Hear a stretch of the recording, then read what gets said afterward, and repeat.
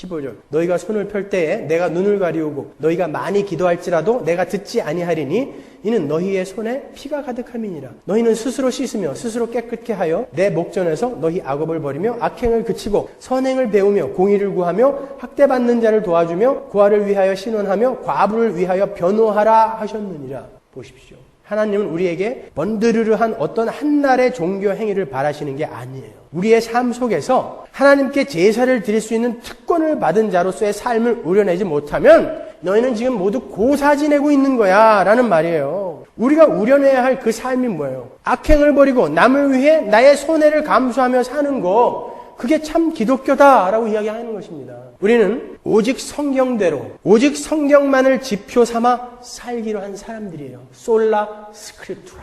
그런데 오늘날 성도라는 사람들이 성경이 아닌 관습이나 소문, 습관, 경험들을 기준 삼아서 신앙생활을 하고 있어요. 이건 정말 큰일 나는 거예요. 그런 것들은 거의 인간의 죄의 뿌리인 샤머니즘에서 나온 것이 대부분인 거예요. 교회 안에 버젓이 기독교인 것인 양 자리 잡고 있는 거, 그걸 우리가 몇 가지만 한번 보자고요. 여러분, 이 교회는 항상 남신과 여신이 함께 있는 걸 아세요? 바알과 아세라, 이렇게 여신의 역할이 항상 있어요. 근데 그러한 이 교회에서 기독교로 개종을 한 사람들이 뭔가 허전함을 느끼기 시작했어요. 의당 있어야 할 여신의 자리가 너무 허한 나머지 그 여신의 자리에 뭘 갖다가 척 끼워 넣는데 그게 마리얼러지예요. 성모 마리아.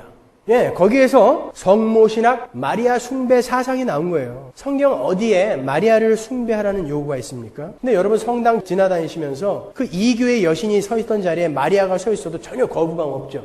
유럽의 커다란 성당의 부조물들을 보면요, 이교의 우상들의 모양을 조금 바꾸어서 그 자리에다가 그대로 갖다 넣어 놓은 것을 볼 수 있습니다. 풍요를 허락해 주던 그 이교의 신들을 차마 버리지 못하고요, 이건 베드로야, 요한이야, 이렇게 모양과 이름만 바꿔서 그대로 그 자리에다 갖다 끼워놨다니까요.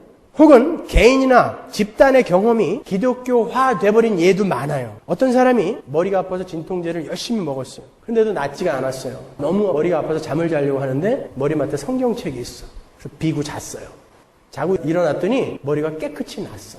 이게 3번만 반복이 되면 이 사람은 머리 아픈 데는 성경책 비고 자는 게 왔다야, 이거의 전도사가 되어버린다고요. 성경에 전혀 근거하지 않고 그렇게 만들어진 것들이 기독교 안에 굉장히 많아요. 전통과 관습이라는 이름으로 많이 들어와 있다고요. 그건 아무도 못 말려요. 왜? 내가 체험한 거기 때문에. 난 체험했어. 목사가 아무리 성경에 근거해서 그거 아니라고 이야기해도 아이고, 목사님도 은혜 받고 체험하면 달라져요. 오히려 타일른다니까요. 난 체험했다니까 왜 그래? 그 체험이 여러분을 성경으로 끌고 가든가요? 아니란 말입니다. 여러분 뭔가에 속고 있는 거예요. 종교개혁 이전까지는 교회에서 성찬식을 할 때 항상 무릎을 꿇고 성찬떡을 받았어요. 지금도 천주교회에서는 무릎을 꿇고 성찬떡을 받는 곳이 많이 있습니다. 그건 성경적인 것이 아니에요. 성찬은 성찬상을 둘러 앉아서 혹은 둘러 서서 나누는 거죠. 근데 어떤 사람이 야, 이게 정말 예수님의 뭔가 피라면 내가 이렇게 멀뚱히 서서 받으면 은혜가 덜하잖아. 무릎 꿇고 경건하게 앉아서 받아야지 하고 어떤 사람이 먼저 무릎을 꿇었어요. 그랬더니 뭔가 다를 거 아닙니까? 무릎을 꿇었으니까 감정이 복받쳐. 무릎 꿇으면 그래요. 그 다음부터 사람들이 따라하기 시작했어요. 그래서 전체 교회가 그래, 우리 교회는 무릎 꿇자. 이 소문이 어떤 교회는 무릎 꿇고 성찬떡을 받는데 굉장히 성찬식이 은혜롭더라 라는 소문이 퍼지면서 전 교회가 그렇게 바뀌어버렸어요. 루터가 종교개혁을 할 때 그랬습니다. 성찬떡에다가 무릎 꿇고 절하는 거, 그 우상숭배다. 하지 말아라. 앉아서 혹은 둘러서서 성찬떡 나누자.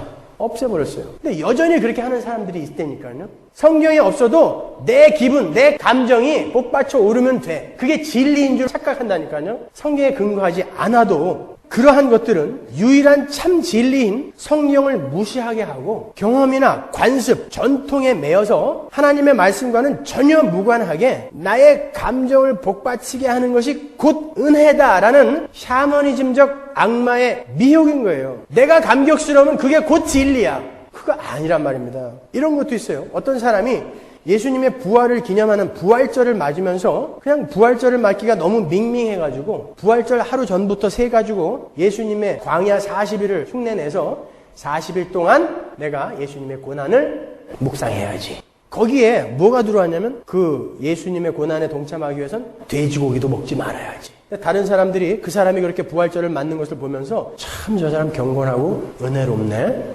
나도 따라해야지 내년에는. 그래갖고 몇 사람이 또 동참했어요.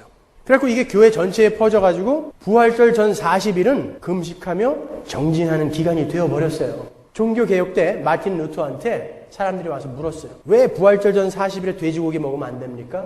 루터가 먹어라 그랬어요. 그건 성경에 없는 거야. 먹어. 자유롭게 먹어. 신부들이 뭐라 그랬는지 아세요? 저놈이 우리가 어떻게 해서 만들어 놓은 건데 지가 한마디로 없애버려? 죽여라 그랬다고요. 파문해버렸어요. 아울로. 법 밖의 인물로 만들어버렸어요. 아무나 죽여도 괜찮아. 살인 허가를 내준 거예요. 그렇게 목숨 걸고 우리 신앙의 선배들이 칼빈, 루터가 그 성경에 없는 거니까 없애. 그리고 목숨 걸고 없앤 거예요. 죽음을 각오하고. 근데 오늘날 교회가 슬그머니 사순절이라는 걸 만들었어요. 그래서 사순절 동안에 금식하며 정진해야 돼. 안 그러면 신앙 깊은 사람이 아닌 게 되어버렸다니까요. 어디서 나온 거예요? 루터하고 켈빈이 지금 살아나오면 뭐라고 그러겠습니까?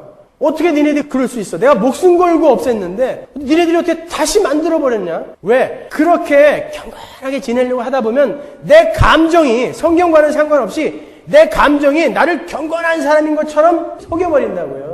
참 진리 속에 확고히 거하지 못하고 그런 것들에 끌려다니다 보면 여러분은 형식과 의식만 행하다가 지옥 가는 거예요. 어디 성경에 사순절을 경건히 지내라 이런 말이 있어요. 사순절이란 말이 뭐예요?